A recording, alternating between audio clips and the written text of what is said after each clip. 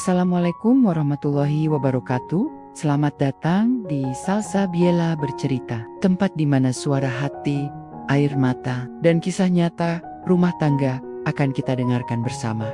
Di sini, kamu akan mendengar kisah-kisah tentang cinta yang diuji, tentang pengorbanan yang tak selalu dihargai, dan tentang kenyataan hidup yang sering tak semanis harapan. Tapi sebelum ceritanya dimulai, aku ingin minta satu hal kecil tapi sangat berarti. Tolong jawab salamku tadi di kolom komentar, karena menjawab salam itu hukumnya wajib. Bahkan lebih utama daripada sekadar like atau subscribe. Siapa tahu dari jawaban kecil itu, Allah bukakan pintu kebaikan yang besar untuk kamu hari ini.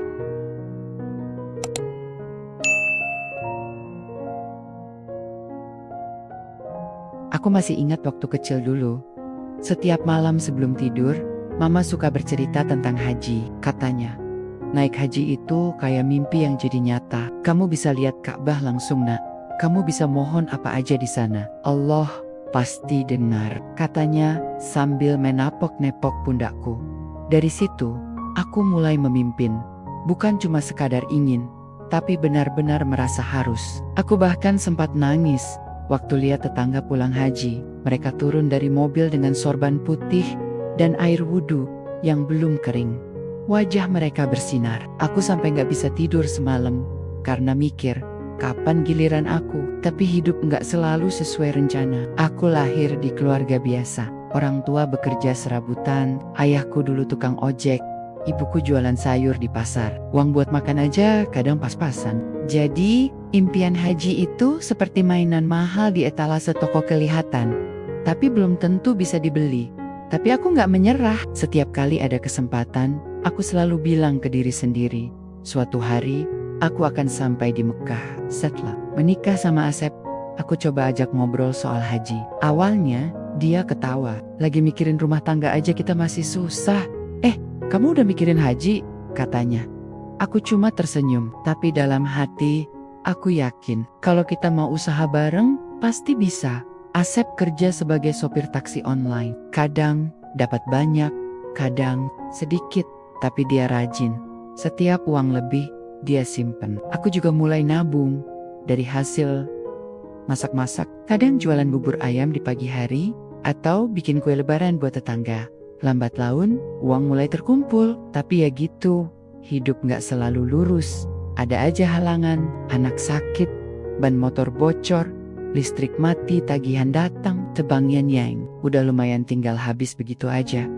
Tapi aku gak kapok. Setiap kali tabungan ludes, aku mulai lagi dari nol. Asep pun akhirnya ikut semangat. Dia bahkan sempat catat di Expedia, tabungan Haji Siti, 0 rupiah, dan tiap minggu dia update jumlahnya. Meski jumlahnya masih ratusan ribu, tapi setidaknya kami dikaruniai 2 anak, Rina dan Dodi. Rina sekarang udah kelas 3 SD, Dodi baru masuk TK.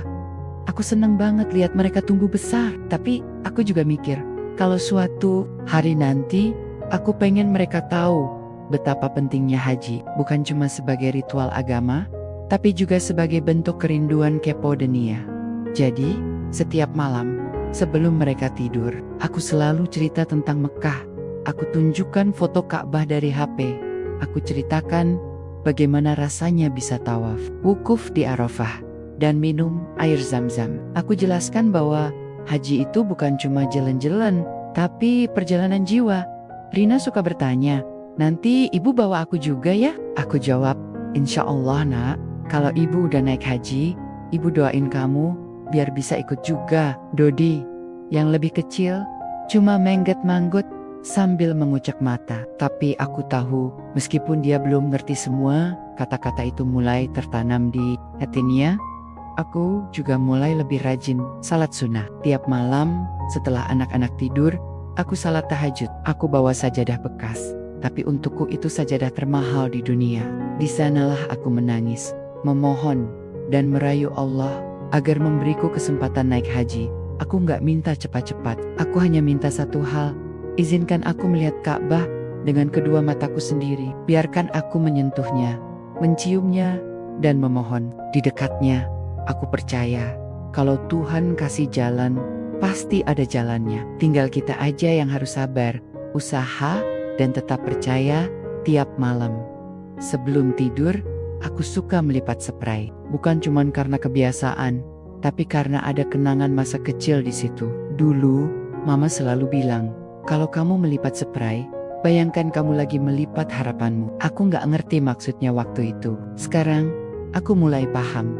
Di lipatan spray itu, aku taruh impiannya. Di situ, aku letakkan doa-doa yang belum terjawab. Di situ, aku simpan harapan-harapan kecil yang terus aku rawat setiap hari. Dan meskipun belum sampai ke Mekah, setiap malam, aku selalu membayangkan langkah-langkahku di sana. Aku bayangkan suara azan berkumandang, aroma tanah suci, dan gemuruh jemaah yang bersujud bersama. Aku yakin, suatu saat, aku akan sampai. Cuma masalah waktu saja. Pagi itu, Asep pulang bawa kabar. Langsung dia masuk kamar sambil senyum-senyum. Aku lagi nyiapin sarapan buat anak-anak.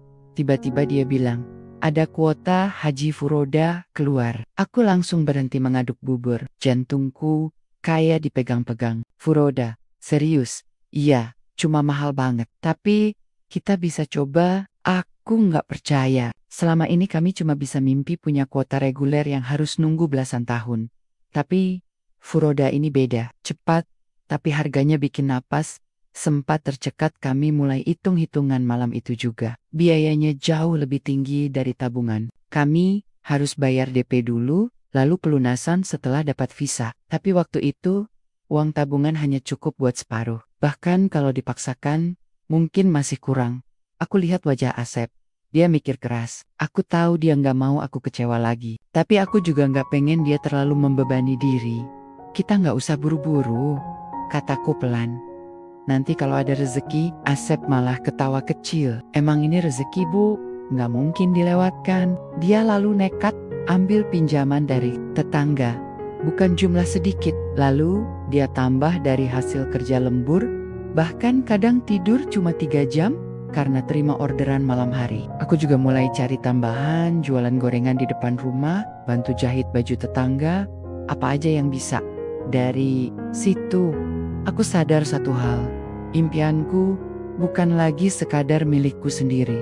Ini juga impian Asep, impian keluarga kecil kami. Sampai akhirnya, suatu sore, aku putuskan menjual perhiasan emasku. Cincin, gelang, sama anting warisan Mama. Aku simpen dari dulu. Tapi kali ini, aku rela melepaskan semuanya. Asep sempat protes. Itu kan kenang-kenangan. Aku tahu, tapi ini juga kenang-kenangan yang lain. Kenangan naik haji bareng kamu. Aku ingat betul rasanya saat melepas gelang itu dari tangan. Dingin, seperti kehilangan bagian dari masa lalu. Tapi di saat bersamaan, hatiku panas, penuh harapan. Uang dari emas itu cukup buat tambah biaya DP. Sisa pelunasan, kami sepakat akan cicil seiring waktu. Kami daftar, lengkapi dokumen, dan berdoa semoga semua lancar beberopa. Minggu kemudian, surat pemberitahuan datang. Alhamdulillah, nama Siti Nurfadilah tercantum sebagai calon jemaah haji Furoda. Aku menangis. Anak-anak heboh. Mereka ngerti artinya. Tapi mereka ikutan senang. Lihat ibunya bahagia. Aku tempel surat itu di dinding ruang tamu. Di sebelah foto Ka'bah yang udah pudar.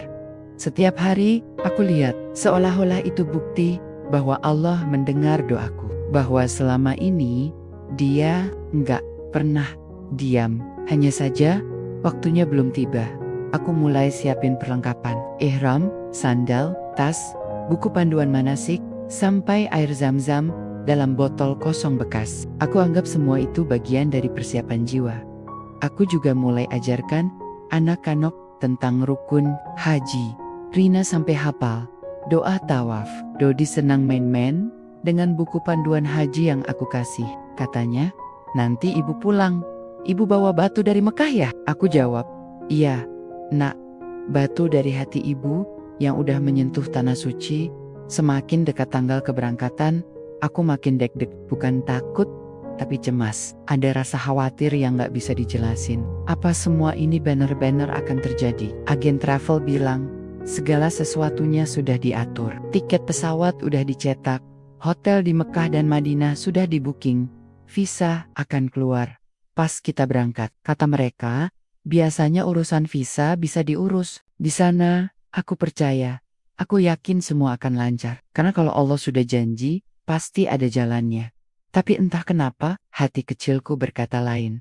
Sepertinya, semua belum selesai. Ramadan tahun itu terasa beda. Bukan cuma karena udara yang lebih panas, atau jadwal sahur yang bikin mata ngantuk. Tapi karena ini Ramadan terakhir sebelum aku berangkat haji, setiap hari, semakin dekat tanggal keberangkatan, hatiku makin campur. Aduk, senang, iya, takut, juga iya. Aku takut nggak siap secara fisik, mental, apalagi spiritual. Naik haji itu bukan cuma soal pergi ke Mekah, tapi juga soal pulang sebagai orang yang lebih baik. Jadi, selama bulan Ramadan, aku putuskan untuk fokus. Benar-benar fokus. Aku ingin semua doaku di bulan ini sampai ke Allah.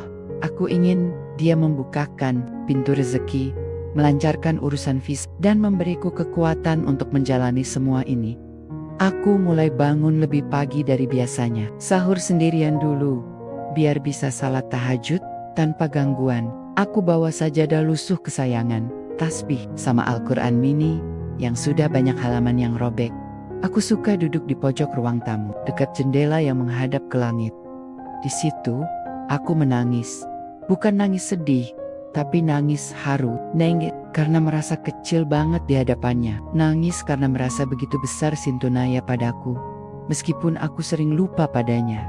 Ya Allah, jika Engkau tahu aku belum pantas, tolong ajarilah aku. Jika Engkau tahu waktu ini tepat, tolong izinkan aku datang ke rumahmu. Aku ulangi doa itu tiap malam. Kadang, suaraku gemetar. Kadang, tangisku pecah. Tapi setiap kali selesai, rasanya ada ketenangan yang sulit dijelaskan. Anak-anak mulai ikutan antusias. Rina suka nanya, "Bu, kalau malam Lailatul Qadar itu kapan?" Aku jawab, "Nggak tahu pasti nak, tapi kita harus cari, kita usaha." Dodi juga pengen ikutan salat malam. Meskipun cuma beberapa rakaat, dia tetap semangat. Bahkan kadang, pas aku lagi salat, dia peluk kakiku sambil bilang, "Ibu cepat pulang ya, dari Mekah nanti." Aku tersenyum. Aku jawab, "Insya Allah nak, biar Dodi bisa lihat foto ibu di Ka'bah." Mereka nggak benar-benar paham arti haji, tapi mereka percaya. Percaya bahwa ibunya akan pergi ke tempat yang penting. Tempat yang bikin wajah bersinar, dan doa dikabulkan semakin mendekati akhir Ramadan. Aku makin sering telepon agen travel, tanyain soal visa. Katanya, biasanya keluar pas jemaah sudah di Arab Saudi. Tapi insya Allah lancar. Aku coba percaya, tapi dalam hati, rasa ragu mulai muncul. Ada satu malam Lailatul Qadar, aku salat malam lebih lama dari biasanya. Aku minta sama Allah agar semua proses berjalan lancar. Aku minta agar visa keluar tepat waktu. Aku bahkan menangis sampai sukar bernapas. Ya Allah, aku gak mau gagal lagi. Aku udah berusaha. Tolong bantu aku. Aku menangis seperti anak kecil yang kehilangan mainan. Tapi aku yakin doa itu sampai ke tempat yang paling tinggi. Beberapa hari setelah Lebaran, kami mulai packing. Baju ihram, perlengkapan wudhu, sandal, paspor, dan semua dokumen haji. Aku bolak-balik periksa, takut ada yang ketinggalan. Asep bantu siapin barang-barang. Anak-anak senang sekali. Mereka ikutan masukin mainan ke koper, padahal gak akan dibawa. "Apa ibu bawa HP juga?" tanya Rina. "Iya, biar bisa video call sama kalian." "Terus kalau ibu sudah di Mekah, ibu langsung telepon ya?" "Iya sayang, pasti." Aku jawab sambil senyum. Tapi dalam hati, aku mikir, apakah memang semua akan berjalan lancar? Hari keberangkatan makin dekat. Tiket udah cetak, paspor udah disimpan rapi. Agen travel bilang, semua sudah siap, tapi visa masih belum keluar. Aku coba tenang. Aku ingat kata Ustadz di pengajian, kalau kamu udah usaha maksimal, tinggal tawakal. Allah yang pegang hasilnya. Tapi entah kenapa, rasa khawatir itu tetap ada, seperti awan gelap yang menggantung di atas kepala. Aku berdoa, semoga awan itu lewat, semoga semuanya lancar. Tapi kami berangkat duluan, tanpa visa. Dan aku masih percaya bahwa Allah pasti kasih jalan. Hari keberangkatan tiba. Subuh itu, Aku bangun dengan perasaan campur aduk, bukan cuman karena harus meninggalkan anak-anak selama hampir sebulan, tapi juga karena ini pertama kalinya aku naik pesawat. Bahkan untuk liburan biasa aja aku belum pernah, apalagi ke luar negeri. Aku cek lagi koper, ihram udah masuk, paspor ada di tas selempang, sandal jepit cadangan juga dibawa. Asep sibuk bantu angkat barang ke mobil. Anak-anak masih mengantuk, tapi mereka tetap berdiri di depan pintu rumah. Melihat ibunya bersiap pergi, "Jaga diri baik-baik ya," kataku sambil peluk Rina erat-erat. "Iya Bu, Ibu cepat pulang ya," jawabnya sambil usap air matanya. Dodi cuma bisa diam. Dia peluk kakiku sambil bilang, "Nanti Ibu bawa batu dari Mekah ya?" Aku tersenyum.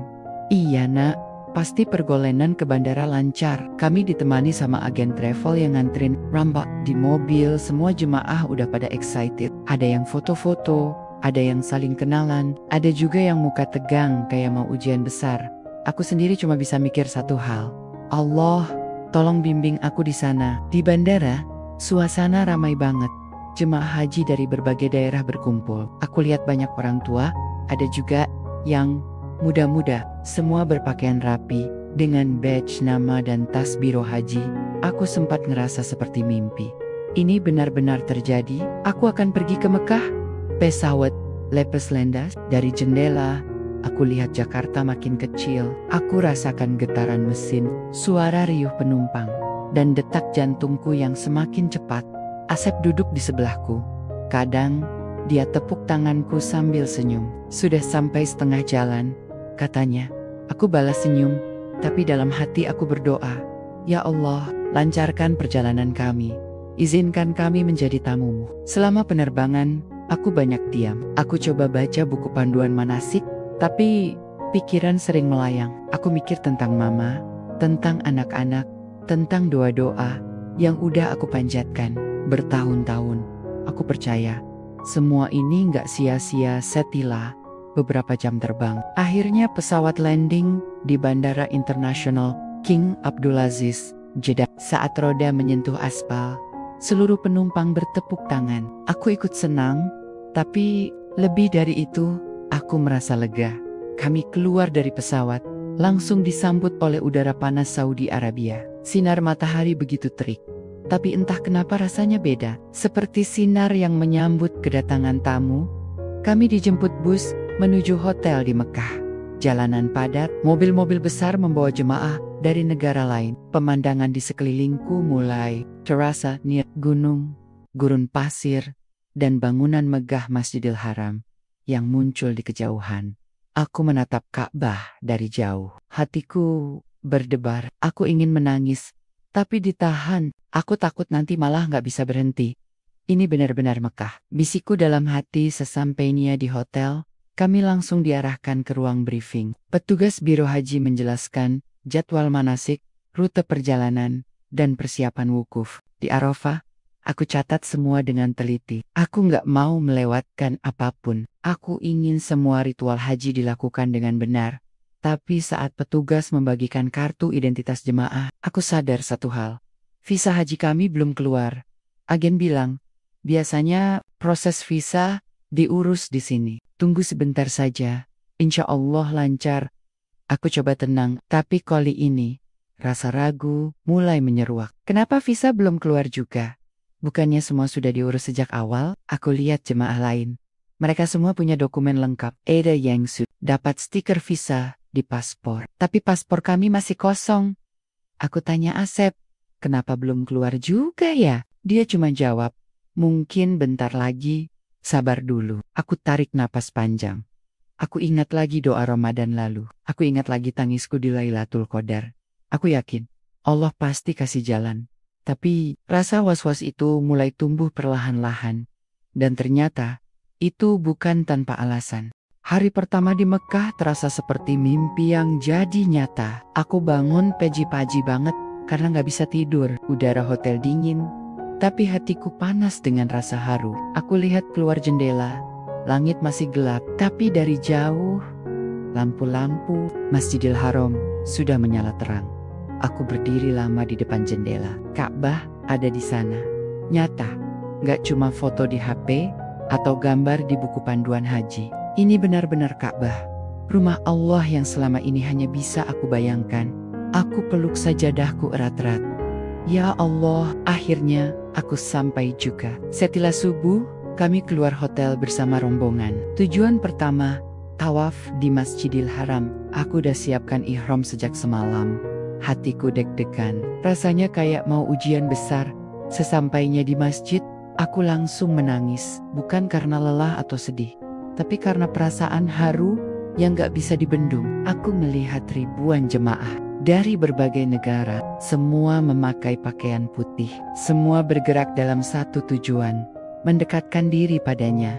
Aku ikut antri untuk memasuki area tawaf. Tapi tiba-tiba, petugas menghentikan langkahku. Maaf, ibu belum dapat izin tawaf. Visa belum keluar, katanya, dalam bahasa Arab campur Indonesia. Aku bingung, visa? Tapi kami kan jemaah haji. Panduan biro travel bilang, visa akan diurus begitu kita sampai di sini. Tapi ternyata, tidak semua proses berjalan lancar. Agen kami buru-buru datang. Sabar dulu ya bu, kami lagi urus. Mungkin bentar lagi keluar. Aku coba tenang, tapi rasanya sakit. Di sekelilingku, jemaah lain mulai tawaf. Mereka melangkah maju, mengelilingi Ka'bah, membaca doa, sedangkan aku masih harus menunggu kami kembali ke hotel. Agen janji hari itu juga akan coba mengurus visa. Aku coba sabar. Aku ajak Asep salat zuhur di masjid terdekat. Aku berdoa lagi, ya Allah, aku udah sampai di sini. Tolong kasih jalan agar aku bisa menjalankan ibadahmu. Tapi sampai sore, kabar belum juga datang. Aku mulai merasa beda, seperti orang asing di tengah lautan jemaah haji. Aku lihat anak-anak jemaah lain. Mereka senang karena besok akan pergi ke Arafah. Aku cuma bisa diam. Aku takut kalau semua ini sia-sia. Besoknya, agen bawa kami ke kantor biro haji setempat. Aku pikir kali ini pasti ada kabar baik, tapi ternyata petugas menggeleng. Maaf, visa ibu belum bisa diproses. Ada kendala administrasi dari Jakarta. Aku bingung, kendala apa? Kami kan udah daftar resmi, bukti pembayaran juga lengkap. Petugas menjawab singkat, itu urusan di sana. Kami di sini hanya bisa ikuti prosedur. Aku ingin marah, ingin protes, tapi suaraku nggak keluar. Aku hanya bisa menahan air mata. Asep mencoba bertanya lebih detail. Ternyata ada masalah dengan sistem data jemaah. Nama kami nggak muncul di database resmi Saudi Arabia. Padahal tiket pesawat udah beli, DP udah lunas, paspor udah dicetak.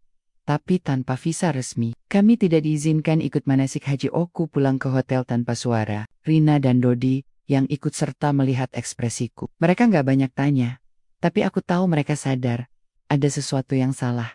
Aku ambil sajadah, lalu duduk di pojok kamar. Aku salat maghrib. Setelah itu, aku menangis. Bukan nangis biasa, tapi nangis seorang ibu yang merasa gagal. Bukan cuma gagal naik haji, tapi gagal menjadi contoh yang baik untuk anak-anaknya. Aku berjanji akan membawa mereka ke sini suatu hari nanti. Tapi bagaimana kalau lagi-lagi hal ini terjadi? Aku merasa bodoh, merasa semua usaha yang selama ini kulakukan sia-sia. Aku menangis sampai tertidur. Aku bangun pagi dengan mata bengkak. Tidur semalam gak nyenyak. Setiap kali tertidur, mimpi buruk datang. Aku melihat Ka'bah dari kejauhan. Tapi setiap aku coba mendekat, ada pagar besi yang menahan langkahku. Aku duduk di tepi kasur, sambil memegang paspor. Masih kosong. Tidak ada stiker visa, nggak ada tanda bahwa kami adalah jemaah haji resmi. Asep juga sudah tidak bisa berkata-kata. Dia hanya diam sambil melihat anak-anak yang sedang asyik main HP. Rina sesekali melirik ke arahku, seperti ingin bertanya, tapi takut. Kami semua seperti tersangka. Padahal kami bukan pelaku kejahatan, kami hanya orang biasa yang ingin menjalankan ibadah hari itu. Agen travel mengajak kami ke kantor biro haji lagi. Katanya, masih ada kesempatan untuk mengurus masalah visa. Aku percaya, hari ini akan ada jawaban yang baik. Perjalanan ke kantor biro haji terasa sangat lama. Kota Mekah begitu hidup. Di mana-mana ada jemaah haji, mereka bersiap-siap untuk manasik. Aku lihat mereka senang, aku lihat mereka bahagia. Tapi aku cuma bisa melihat dari kejauhan. Sesampainya di kantor, petugas sama seperti kemarin, wajah dingin, jawaban singkat. Maaf, visa ibu belum bisa diproses, data dari Indonesia belum masuk sistem. Aku bertanya, lalu saya harus gimana? Saya udah bayar lunas, tiket pesawat udah beli, saya udah sampai di sini. Petugas itu hanya menggeleng pelan. Itu urusan agen travel ibu. Kami hanya ikuti aturan. Aku ingin marah, ingin protes, tapi suaraku hilang. Aku merasa bodoh, merasa menjadi korban dari sistem yang gak jelas. Aku keluar dari kantor itu dengan perasaan kosong. Di mobil, aku diam saja. Asep juga diam. Anak-anak mulai menyadari kalau sesuatu sedang terjadi. Rina akhirnya bertanya, "Bu, kita pulang?" Aku menoleh, melihat wajah putriku. Aku tidak bisa bohong. "Belum, Nak. Tapi ibu belum bisa haji." Rina mengerutkan dahi. "Kenapa? Bukannya ibu udah bayar?" Aku tidak bisa menjawab. Aku hanya bisa menatap matanya sambil berusaha tersenyum. Dodi yang lebih kecil malah berkata, "Kalau gitu, ibu, doakan aja di sini ya, biar bisa haji nanti lagi." Aku menangis. Tapi kali ini, air mataku tidak panas, tapi dingin karena rasa lelah dan kecewa yang gak bisa dijelaskan malam itu. Aku coba telepon mama. Suaraku gemetar saat menjelaskan apa yang terjadi. Mama hanya bisa bilang, "Sabar ya nak, Allah pasti punya rencana lain." Aku menangis lagi. Aku menangis seperti anak kecil yang kehilangan harapan. Aku bertanya dalam hati, "Ya Allah, kenapa Engkau izinkan aku sampai di sini, tapi tidak izinkan aku menjalankan ibadahmu?" Aku merasa gagal, bukan cuma sebagai calon jemaah haji, tapi juga sebagai istri dan ibu. Aku membawa keluarga ke sini dengan janji besar, tapi ternyata janji itu tidak bisa direalisasikan. Aku merasa hancur, tapi entah kenapa. Malam itu, aku memutuskan untuk pergi ke Masjidil Haram sendirian, tanpa memberitahu Asep atau anak-anak. Aku berjalan pelan-pelan, udara malam cukup sejuk, langit penuh bintang. Aku lihat Ka'bah dari kejauhan. Masih sama, masih megah, masih indah. Aku berdiri di depan pagar. Jemaah lain berlalu lalang. Aku melihat mereka tawaf ifadah, sa'i, dan semua ritual haji. Sedangkan aku cuma bisa berdiri di luar. Tapi di sanalah aku sadar satu hal. Allah tidak pernah jauh. Bahkan jika pintu haji belum dibuka untukku, Dia tetap mendengar doaku, tetap melihat usahaku, tetap menyayangiku. Aku menangis, tapi kali ini, air mataku berbeda. Lebih tenang, lebih damai. Aku berdoa, jika ini belum waktunya, tolong persiapkan aku untuk waktu yang tepat. Jangan biarkan aku kehilangan iman gara-gara ujian ini. Jangan biarkan aku membencimu karena tidak bisa menjalankan rukun Islam yang kelima. Aku menangis sampai sujud di lantai masjid. Meskipun tidak di area tawaf, aku tetap merasa dekat padanya. Pagi itu, aku bangun lebih awal dari biasanya. Udara hotel terasa pengap, jadi aku memutuskan untuk keluar sendirian. Asep masih tertidur. Anak-anak juga belum bangun. Aku hanya membawa sajadah kecil dan air zam-zam yang aku beli kemarin. Aku ingin pergi ke Masjidil Haram lagi. Bukan untuk tawaf atau wukuf. Karena itu semua tidak bisa aku lakukan secara resmi, tapi karena aku butuh dekat dengannya. Butuh merasakan ketenangan yang selama ini hanya bisa aku dapatkan saat berdoa Masjidil Haram. Pagi itu sudah ramai. Jemaah dari berbagai negara sibuk menyelesaikan ritual mereka. Ada yang tawaf, ada yang tawaf wadah, ada juga yang hanya dudak-dudak sambil membaca Al-Quran. Aku berjalan pelan-pelan, melihat mereka. Mereka tampak tenang, bahagia. Tapi aku merasa seperti orang asing, seperti jemaah yang tidak punya identitas. Aku berdiri di depan pagar besi yang membatasi area tawaf. Di balik pagar itu, ribuan jemaah mengelilingi Ka'bah. Doa-doa mereka terdengar samar-samar. Aku ikut membaca doa dalam hati, tapi rasanya kosong. Aku ingin menyentuh Ka'bah, ingin mencium Hajar Aswad, ingin menjalankan semua rukun haji, tapi semuanya terasa begitu jauh. Tanpa sadar, air mata mulai turun. Pertama 1, lalu 2, sampai akhirnya aku menangis tanpa suara. Aku bukan menangis karena tidak bisa tawaf. Bukan menangis karena tidak bisa wukuf di Arafah.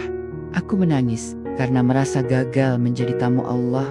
Selama bertahun-tahun, aku berdoa agar bisa sampai ke sini. Setiap malam Lailatul Qadar, aku menangis, memohon kesempatan. Setiap hari, aku usaha, menabung, berdoa, belajar, bahkan rela melepas warisan mama demi impian ini. Dan sekarang, aku berdiri di tempat yang paling sakral di dunia, tapi aku tidak bisa melakukan apa-apa.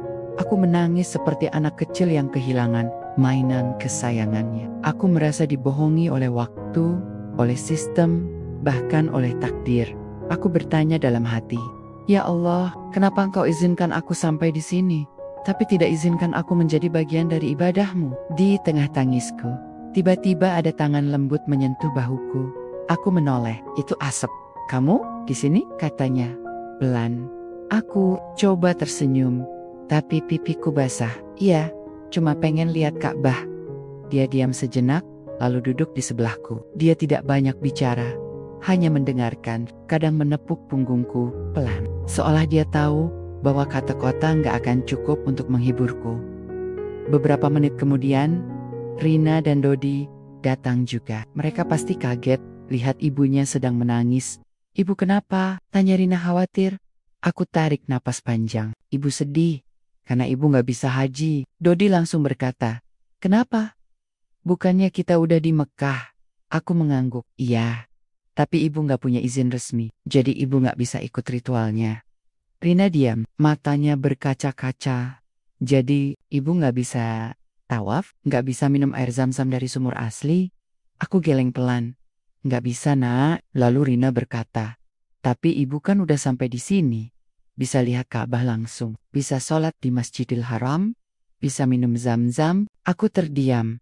Aku melihat putri kecilku yang baru kelas 3 SD, memberiku pelajaran hidup, bahwa naik haji itu bukan sekadar ritual, bukan sekadar dokumen atau visa. Naik haji itu juga tentang kerinduan, tentang doa, tentang usaha, dan meskipun aku tidak bisa menjalankan rukun haji secara lengkap, setidaknya aku bisa merasakan aura tanah suci. Setidaknya aku bisa merasakan dinginnya lantai masjid. Setidaknya aku bisa merasakan hangatnya doa yang terkumpul di sini.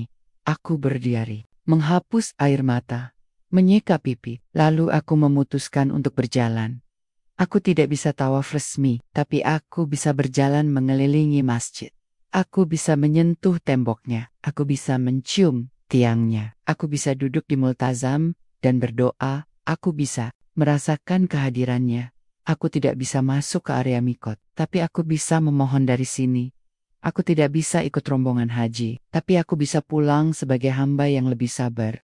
Sore itu, kami duduk berempat di teras hotel. Udara Mekah mulai panas lagi setelah siang yang terik. Asep sibuk mengecek HP, mungkin mencari informasi tentang visa atau cara lain untuk mengajukan protes ke Biro Haji.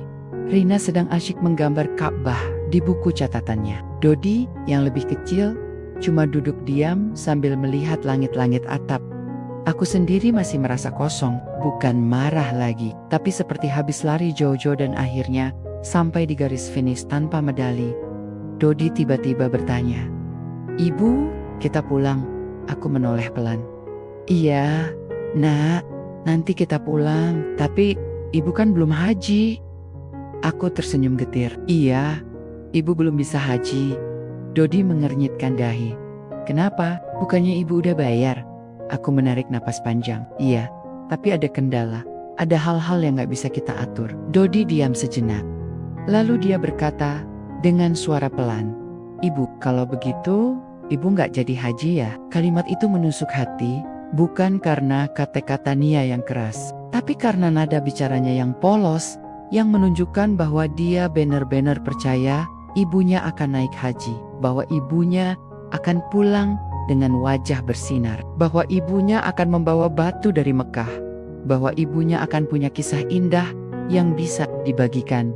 Tapi ternyata ibunya gagal. Aku coba menjawab dengan tenang. "Iya, Nak, ibu tidak jadi haji tahun ini." Dodi matanya berkaca-kaca. "Jadi ibu gak bisa doain Dodi di Mekah?" Aku terdiam, mendengar pertanyaan itu, rasanya sakit sekali. Aku langsung memeluknya erat-erat. Iya nak, tapi ibu tetap bisa doain kamu. Di mana saja, bahkan saat ibu tidur pun, ibu pasti doain kamu. Dodi tidak menangis keras, tapi air matanya jatuh satu persatu di pipinya. Dia hanya membalas pelukanku sambil berkata, "Ibu janji ya, nanti kalau haji, bawa batu dari Mekah buat Dodi." Aku mengangguk. Iya nak, iya, tapi dalam hati, aku berdoa, "Ya Allah, tolong kasih kesempatan kedua pada hamba-Mu ini." Waktu nggak mau anak-anakku kecewa lagi. Aku nggak mau mereka lihat ibunya gagal lagi. Malam itu, aku duduk sendirian di balkon hotel, melihat langit Mekah yang penuh bintang. Angin malam cukup sejuk, tapi hatiku terasa panas. Aku menyesal, bukan karena uang yang habis, bukan karena usaha yang sia-sia. Aku menyesal karena membuat anak-anak berharap tinggi. Padahal, akhirnya aku tidak bisa memberikan apa yang mereka tunggu. Ingat semua usaha yang sudah kulakukan, tabungan yang dikumpulkan, doa-doa di malam Lailatul Qadar, salat tahajud yang tak pernah putus. Semua rasa lelah selama ini. Dan ternyata tidak cukup. Aku menangis lagi. Tapi kali ini, air mataku tidak hanya penuh penyesalan, tapi juga kerelaan. Aku mulai menyadari satu hal, bahwa kadang Allah tidak memberi kita apa yang kita minta, karena Dia tahu ada sesuatu yang lebih baik untuk kita, atau mungkin waktu belum tepat, atau mungkin aku belum siap.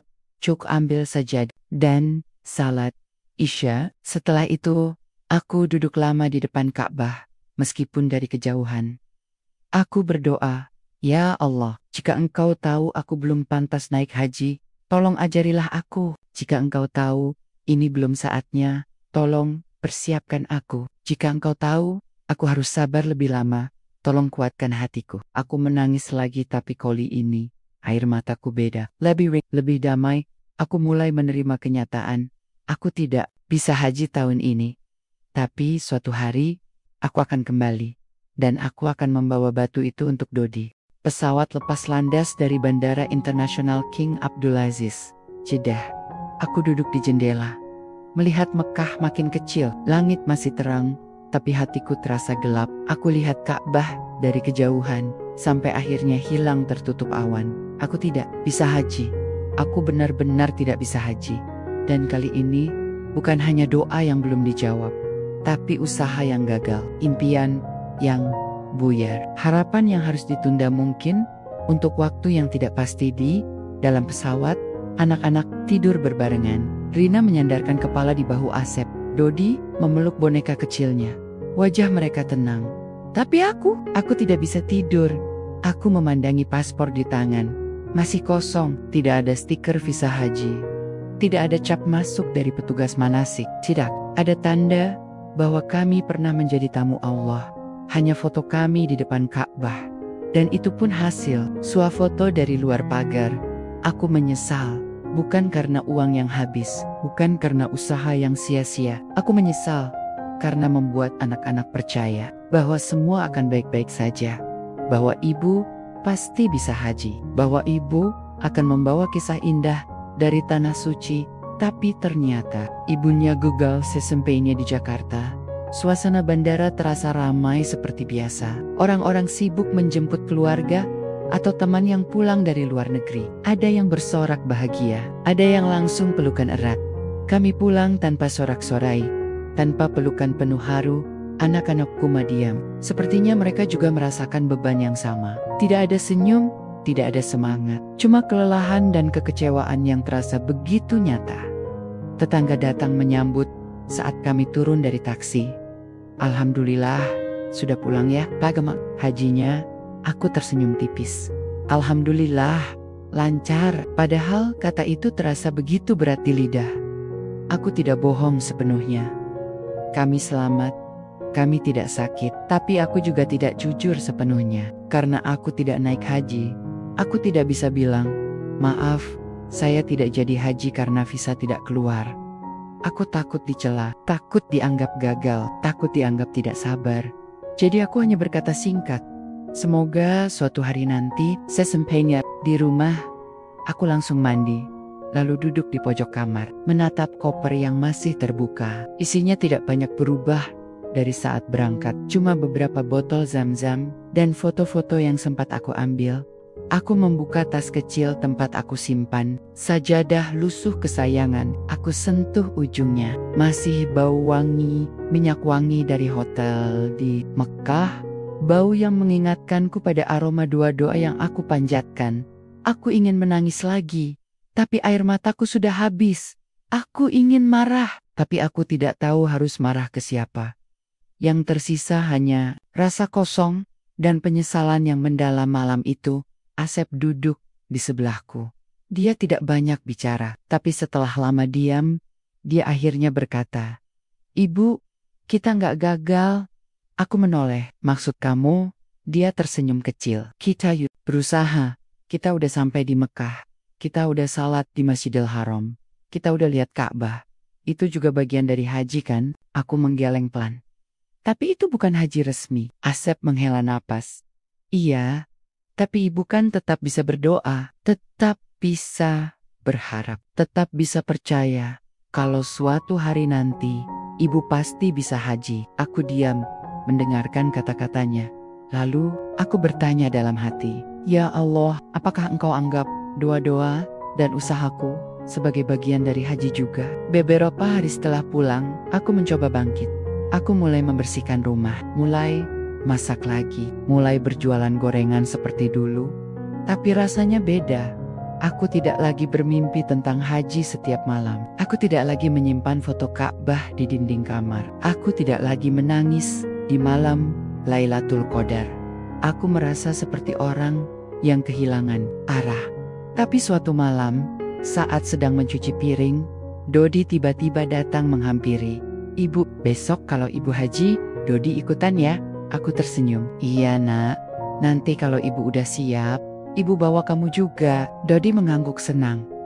"Iya, ibu janji ya." Aku mengangguk. Janji. Dan di sanalah aku sadar satu hal, bahwa meskipun aku gagal tahun ini, aku belum gagal selamanya. Ramadan tiba lagi. Aku bangun pagi-pagi seperti biasa. Udara masih sejuk. Aku duduk di depan kompor, menyiapkan bubur untuk sahur. Rina dan Dodi masih tertidur lelap di dalam kamar. Asep sudah berangkat lebih awal, karena hari ini ada orderan. Jauh, aku melihat keluar jendela. Langit mulai memerah, burung-burung berkicau pelan. Suara azan subuh dari masjid dekat rumah terdengar sayup-sayup. Aku tersenyum. Ada ketenangan yang tidak aku rasakan tahun lalu. Aku ambil sajadah dan sholat tahajud seperti dulu. Tapi kali ini, air mataku bukan karena rasa kecewa atau penyesalan, tapi karena rasa syukur. Aku bersyukur masih diberi kesempatan hidup. Aku bersyukur masih bisa merasakan bulan suci. Aku bersyukur masih punya keluarga yang menyayangiku. Dan aku bersyukur bahwa Allah tidak pernah meninggalkanku. Setelah salat, aku membuka HP, membuka foto-foto dari perjalanan lalu. Foto Ka'bah dari kejauhan. Foto anak-anak di depan hotel, foto aku sendirian di pagar Masjidil Haram. Aku tidak lagi merasa gagal. Yang terjadi waktu itu bukan akhir dari segalanya. Itu hanya bagian dari perjalanan. Perjalanan menuju keikhlasan, menuju pemahaman bahwa haji itu bukan cuma ritual fisik tapi juga perjalanan hati Sot Sahar. Aku ajak anak-anak ngobrol. "Ibu mau cerita sedikit?" kataku sambil mengaduk bubur. Rina langsung antusias. "Cerita tentang Mekah?" Aku mengangguk. "Iya, tapi bukan cerita tentang haji, tapi tentang sabar." Aku menceritakan apa yang terjadi tahun lalu. Aku jelaskan bahwa ibu ingin sekali naik haji, tapi belum rezeki. Aku jelaskan bahwa kadang doa kita tidak langsung dikabulkan, tapi bukan berarti tidak didengar. Dodi bertanya, "Jadi ibu nggak sedih lagi?" Aku tersenyum. "Dulu iya, tapi sekarang ibu udah paham bahwa haji itu bukan cuma di Mekah. Haji itu juga di hati, di usaha, di doa, di keyakinan kalau suatu hari nanti pasti sampai." Rina menimpali, "Jadi kita bisa haji juga nanti?" Aku mengangguk. "Insya Allah, kalau Allah izinkan." Malam harinya, aku menulis surat untuk diriku sendiri. Surat itu tidak akan aku tunjukkan pada siapapun, tapi isinya adalah janji kecil kepada Siti Nurfadilah, jangan takut gagal lagi, karena kegagalan bukan akhir dari segalanya. Kamu sudah mencoba, kamu sudah sampai, dan kamu masih punya kesempatan. Kalau belum bisa ke Mekah, biarlah Mekah yang datang ke hatimu. Tetap berdoa, tetap berusaha, tetap percaya. Sampai suatu hari nanti, kamu akan kembali ke sana dengan jiwa yang lebih tenang, dengan hati yang lebih bersih, dan dengan iman yang lebih kuat. Aku menangis lagi, tapi kali ini air mataku hangat. Penuh harapan Bebe Ropa. Minggu setelah Ramadan, aku mulai menabung lagi. Bukan jumlah besar, cuma uang recehan dari hasil jualan gorengan. Tapi aku yakin, satu persatu akan menjadi gunung. Aku tidak buru-buru, aku tidak nekat. Aku hanya ingin, kalau suatu hari nanti aku bisa kembali ke Mekah, aku akan pulang sebagai orang yang lebih baik. Bukan hanya sebagai jemaah haji, tapi sebagai hambanya yang ikhlas. Begitulah kisahku, seorang ibu biasa yang bermimpi naik haji, yang gagal karena visa furoda tidak keluar, tapi yang belajar bahwa iman itu tidak selalu diukur dengan ritual semata. Kalau kamu merasa gagal, kalau kamu merasa doamu belum dijawab, ingat satu hal, Allah tidak pernah lupa padamu. Dia hanya sedang memberimu waktu untuk belajar, untuk bersabar, untuk siap, dan suatu hari nanti kamu akan sampai di Mekah atau di hatimu.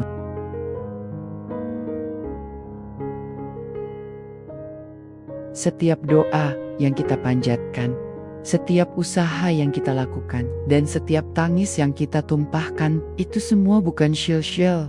Karena Allah Maha Tahu, Maha Pengasih, Maha Penyayang. Kalau kamu sedang merasa gagal, kalau kamu sedang menunggu jawaban dari doa yang belum juga datang, ingatlah, mungkin itu karena Allah punya rencana yang lebih indah untukmu. Jika kamu suka cerita ini, jangan lupa untuk like, komentar, dan subscribe ke channelku, Salsabiela Bercerita, supaya kamu nggak ketinggalan sarita-sarita haru lainnya tentang keluarga, iman, dan perjalanan hidup yang nyata. Jangan lupa kunjungi video-video lain di channel Salsabiela Bercerita, di mana setiap cerita punya ruang untuk hidup, menyentuh hati, dan menginspirasi jiwa. Terima kasih sudah menemani hari-harimu dengan cerita ini. Sampai jumpa di video berikutnya, hanya di Salsabiela Bercerita.